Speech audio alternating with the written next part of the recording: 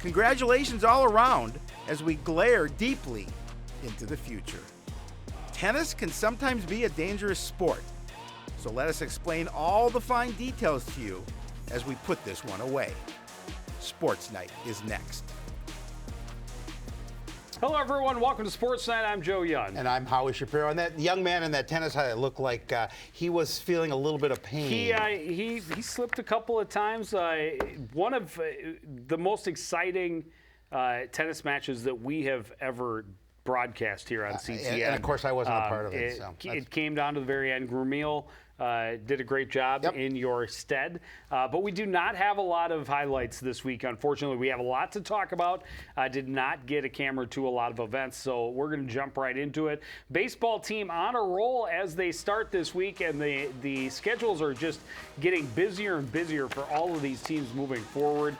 Baseball team beat Park Center Columbia Heights last week, 9-5 on Tuesday.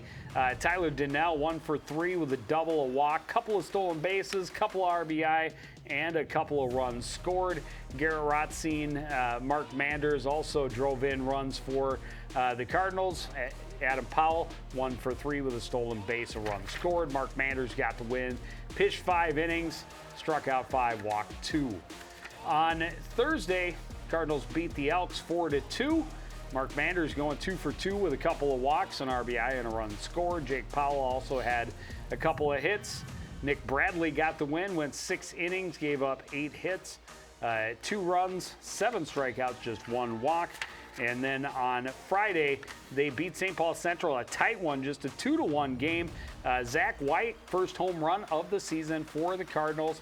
Adam Powell drove in the other run for the Cardinals. Garrett Rothstein was 2 for 2 at the plate. Patrick Wright hit 500 as well. Logan Ness went 6 innings to get the win, gave up 4 hits, 10 strikeouts, and only 1 walk.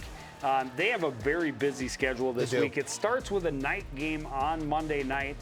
They are hosting the Blaine Bengals over at Wintercrest this evening, and then they host Centennial on Tuesday. They're at Anoka on Thursday, and they host Minneapolis Washburn on Friday. And I hope they win all of those games, but none to me that I want to see them win as much as on Friday against the Millers. Yeah, against your old rivalry. My former nemesis. Yeah, and we'll be doing 2 of those games. We'll be there Tuesday, we'll be there Thursday. St. Paul, or the softball team, has been busy as well. They got their first win last Monday, beating Park Center 14-0. Ryan Mellum going 3 for 3 with 3 RBI, had a double in there. Leah Numala 2 for 3, scored a couple of times. Jaden Gale went 2 for 2 with a run. But the most impressive, Maya Ruddy, 5 perfect innings to get the win, 8 strikeouts, no hits, no walks. Unfortunately, next time out, they lost to the Elks 10-1. Grace Graham had a 2 for 3 night at the plate. Abby Ness took the loss. He gave up 9 hits and 9 runs in just 2 1/3 innings. Then on Friday, they took on Two Rivers, a game that had been pushed back a couple of times. They lose to Two Rivers 8-3. They got the hits. They did. Put up a number of hits, scored 3 runs, but they lose 8-3. They also have a very busy week, starting with a game against Blaine. Did not get those scores in time for the show this evening, so we'll have them for you next week. But they Monday against Blaine, Tuesday against Centennial, Wednesday they're at Brainerd, Thursday they're at Anoka, Friday they're at Duluth East, and Saturday they're at Duluth Denfeld. So that's an interesting 6 games in 6 days. They'll be busy. Interesting road trip. You go up to Bemidji, come back here, in the metro area for a game, then go back to Duluth. A lot of road time. Brainerd, not quite Bemidji, but. Did you say Brainerd? I'm sorry, I meant Brainerd. Yeah. So they're going to get some time on the road, but a couple of games up in Duluth over the weekend, and but yeah, as we talked about early in the season, a lot of postponements because of rain, and we'll see. There's still spotty showers in and out throughout the week this week, so we'll see how much they get in this week as well. Tennis team was supposed to host a tournament on Saturday. That obviously had to be postponed due to the rain. They did get several matches in, starting with a match against Centennial on Tuesday. The Cougars beating the Cardinals 5-2. Sam Murillo at first singles and Dylan Anderson at fourth singles getting the wins for the Cardinals. The doubles teams putting up good fights. DeGroat and Wagner lost 4-6, 2-6, and Porzica and Lee lost 5-7 and 3-6 at third doubles. They bounced right back, though, with a 6-1 win over Andover on Tuesday. Sam Murillo, 6-0, 6-3. Ryder held 6-1, 6-0. Cooper held 6-0, 6-1. Dylan Anderson, 6-2, 6-3. So everybody in the singles winning in straight sets. And Savelli and Jensvold did the same at first doubles. Well, the Cardinals were back home on Wednesday, hoping to make it 3 in a row when they welcomed the Panthers to Pivot Courts. This team just keeps getting stronger, and the fact that they're so young just makes it even better story. The CTN crew was there for their match for the Panthers, and the Cardinals put on quite a show. Junior captain Sam Murillo is having a great season. He controlled the first singles match start to finish. Murillo's strong baseline game helped him cruise to a 6-0, 6-0 win, proving his record to 10-1 on the season. His only loss coming against one of the top-ranked players from Maple Grove. In the first doubles court, a match that became an instant classic. Joe Savelli and Cal Jensvold did their best impression of John Wayne because they showed true grit. After losing the first set 4-6, they battled back to win in a super tiebreak. They trailed the second set tiebreaker 0-3, but came back to win 8-6 and forced the super. Then they were down 2-8 in the super, but came back unbelievably to win 11-9. Pretty impressive show of persistence. Helped them to that 4-6, 7-6, 11-9 win. Yeah, it was fun. Early on, we always, when we do these, they start the singles match, which usually takes longer. Yep. They start the singles match, and then about 5 to 10 minutes later, you get the doubles match going, because the doubles match usually goes really quickly. That was by far the longest match. Every other court was done for about the last 20 to 30 minutes of that first doubles match. So must have been fun. They had, both teams were surrounding and supporting their two players. It was a lot of fun. It was two different styles. The Spring Lake Park team played really, really well at the net. One of their guys played closer to the net than I've really ever witnessed a guy playing, and he was very good at it. Early on it looked like that was going to be enough for them to win, but the Cardinals, Savelli and Jensvold just never gave up. They stuck to their game. They played out every point, and they came out on top. It would have been real easy to fold down 8-2 in a super tie break, but they come back and they win 11-9. Pretty impressive. Very impressive. Tennis team, again, also a very busy schedule this week. They beat Princeton this afternoon, 6-1. Sam Murillo, all the singles winning in straight sets. Pokriva and Lee winning in a third set tiebreak at third doubles. I believe they were also playing Simley this afternoon, but that one we didn't get the scores to, so we'll have those for you next week. They host Champlin Park on Wednesday. They will be at Delano on Thursday. Girls track team has been very busy. Boys track team had one event up in White Bear Lake on Friday, but no team scores had been reported. So girls team, though, we did get, they were very busy, had a dual meet on Tuesday against Cambridge Isani here at the complex. Cardinals lose, but some girls having really impressive performances. Martinson, not a huge surprise to win both hurdles events. Michaela D'Souza was second place in the 200 and third place in the 100. Burnt won the 1 mile distance in 6 minutes, 15 seconds. Del Freight was second place in the 800 meter. And on the field side, a first place finish in the discus and a second place finish in the shot put for Persia Glen. Wallace was third place in the shot put, throwing it over 27 feet. Ava Kerr was second place in the long jump. Martinson also second place in the pole vault, 10 feet 6 inches. And Grace Kerr was third place, also vaulting 10 foot 6 inches. On Friday, Martinson, the lone entrant in the Hamlin Elite Meet. Again, this is an invite only. She made it in all 3 of her events. She was 4th place in the 100-meter hurdles, 3rd place in the 300-meter hurdles. I believe both of those, or at least one of them, I think is a personal best. Pole vault ties a school record that has been in place for over a decade at 11 foot, and that's good enough for 6th place. While she was at the Hamlin Elite Meet, the rest of her teammates were up in Duluth, and this was one that ran late. They didn't get on the bus to come back this way until after 10 o'clock on Friday night. But some good finishes. Again, Michaela D'Souza was 1st place in the 100-meter dash. Grace Kerr was 1st place in the pole vault. A couple of 2nd place finishes in relays, both 4x1 and 4x2. Persia Glenn, again, very strong showing in the shot put, finished in 3rd place. Mary Olson was 4th place in the pole vault. Ruby Demmer was 4th place in the 2-mile. Grace Kerr 5th place in the triple jump. Ava Kerr 7th place in the long jump. And then Meyer was 6th place in the 300-meter hurdles and 9th place in the 100-meter hurdles. So they've been very busy. Boys team, as I mentioned, they were at White Bear Lake, but those team scores had not been reported. Both teams will be at the Bengal Invite over in Blaine on Tuesday, and then they are off until they take on Armstrong and Blaine in a tri-meet on Monday the 16th.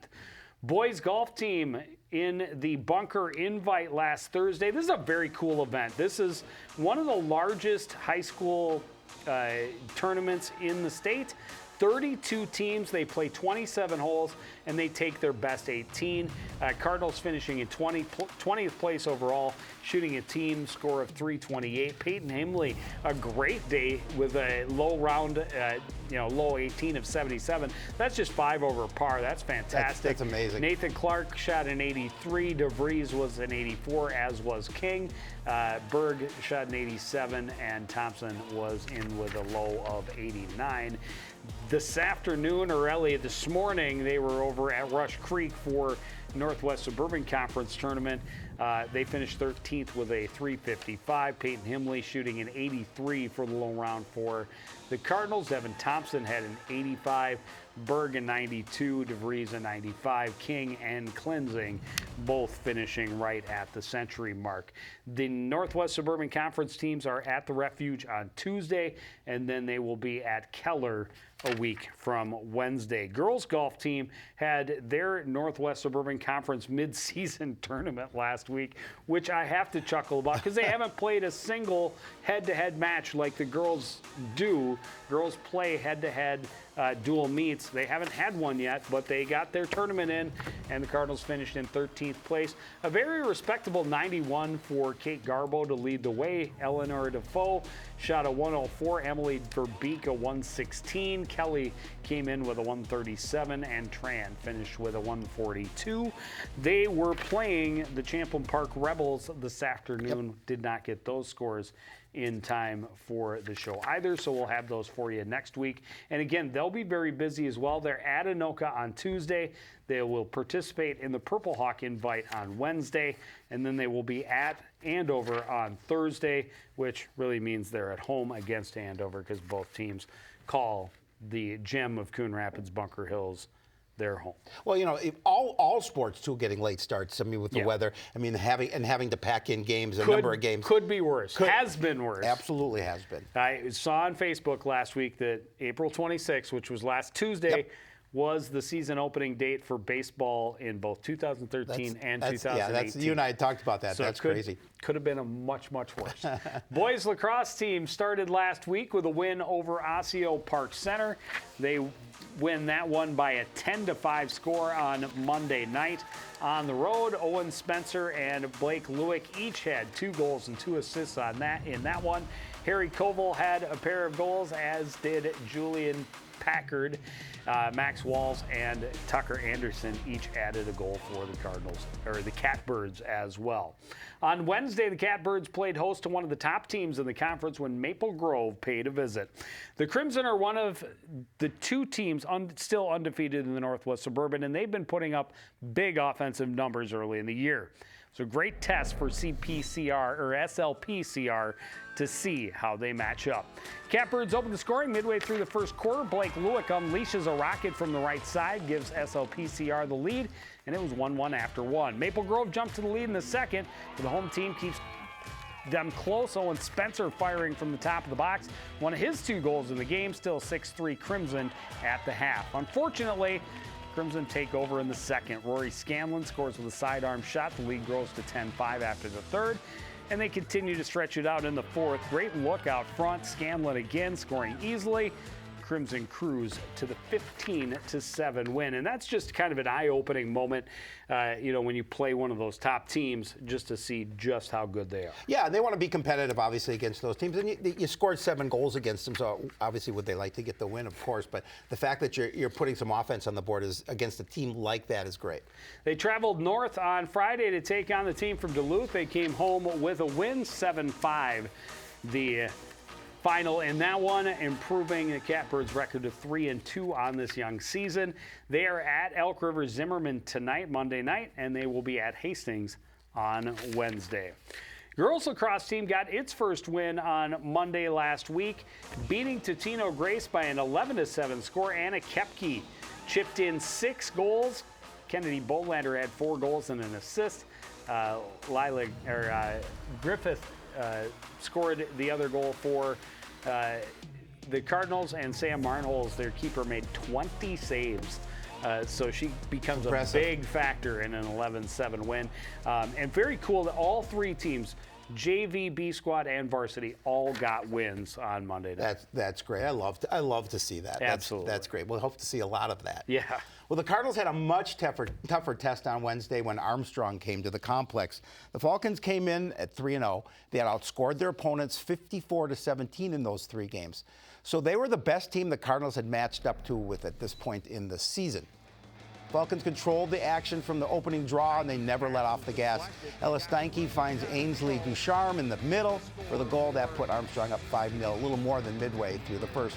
They're very strong at both ends, and the Cardinals didn't get a lot of offensive chances. Kennedy Bolander able to go low for that goal, and the Falcons led 8-1 at the break. Bolander finds the net again early in the second. Rachel Jerzak plays it out front. Bolander scoops and scores. That's all the Cardinals would get. Armstrong is going to keep them pinned in the defensive end most of the night. Cardinals keeper Sam Marnholz made several big saves, but the Falcons still fly away with a 13-2 win. Yeah, this one easily could have been like 30-2. Right. And that is the lowest offensive output from Armstrong to that point in the season. It's great. So they can kind of hang their hat on that a little bit. Marnholz's a big part of it. Marnholz's just a sophomore. First time she's played goalie. And all the girls we spoke to when we went and talked to them on Tuesday last week, all the captains just raved about her. That's they were great. so excited about the way she's been playing, and it is showed. But just not quite enough to make a difference in that game. But it definitely, they were able to keep Armstrong from piling up the goals the way they had in most of their previous contests. And really in the second half, they limited their looks a lot better in that second half. They also took on Duluth over the weekend and unfortunately came up just short, losing this one 5-4. Kepke and Bolander with a couple of goals each, but unfortunately they come up just one short and they fall to 1-4 on the season. There's still a lot of season left, and these Cardinals are seeing progress every time they take the field. The program was hurt bad by the pandemic and the loss of the 2020 season, but after a tough year last year, they're ready to take the next step. They come in with more experience, more talent, and most importantly, the right attitude. From all the energy we're getting from everyone, it's been really good, and they're all trying their hardest, and that's what matters. The last few years have been tough for the girls lacrosse program, but the Cardinals feel they're making positive strides, and with what they've added, the future is looking bright. I think we're doing really well this year, and it's really nice to see that we have a lot of new girls that are coming in and wanting to play, especially from the younger grades. Like we have some 8th graders this year, and I think that's really cool and fun. The Cardinals have a handful of veterans that have significant experience, but most are still relatively new to the sport. They have a lot of girls that worked hard in the offseason, and they're showing huge progress this spring. Last year, most of our varsity was completely new. And this year we have returners for our varsity, and that's really nice. And we had a lot of people do club teams and extra teams over the summer, and they got so much better. The Cardinals have enough girls this spring to field a B squad for the first time in several seasons. So once again, they have a lot of girls playing for the first time. The team's veterans are doing their best to impart as much wisdom as they can. And I just try to help them as much as I can, give them little pointers here and there, anything I can do to help and make them feel more comfortable, because the more comfortable you are, the more confident you're going to be when you play. The Cardinals know improving the basics will be crucial, but with their added experience and knowing how tough their conference is, they're also working on strategy and the importance of performing as a team. Just continuing to communicate on the field and get to know each other and help each other out. And I feel like we've made continuous improvements on that aspect each and every game so far. The Cardinals are committed to keep that trend going through the end of the season. They have several goals they hope to achieve, most importantly, to give everything they have and to end every game with a smile. I just love seeing these girls having fun together, just having fun, being outside, and enjoying each other.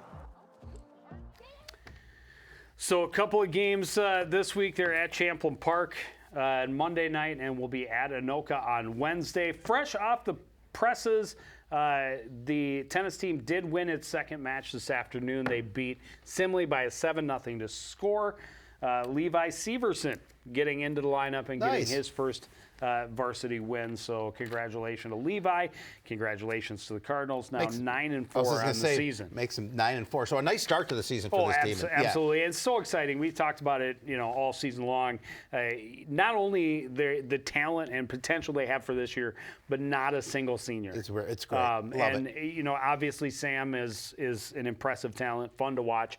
But behind him, you've got a sophomore, Ryder Held, playing at the second singles, and an 8th grader in Cooper Held playing at the third singles. So those guys should be fun to watch for quite a while. And Savelli and Jensvold just can't say enough about how well they handled themselves and came back to get that win.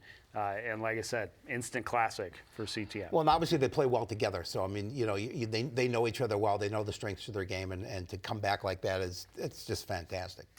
Yeah, we are going to see some baseball here on CTN, hosting Centennial on Tuesday and then at Anoka on Thursday. Love to get our chance to go up and see Castle Field. Yes. And then boys and girls lacrosse doubleheader next Monday, the 9th, against Elk River Rogers. But that's going to do it for this edition of Sports Night. I want to thank everybody out there for joining us to continue to support everything we do here at CTN.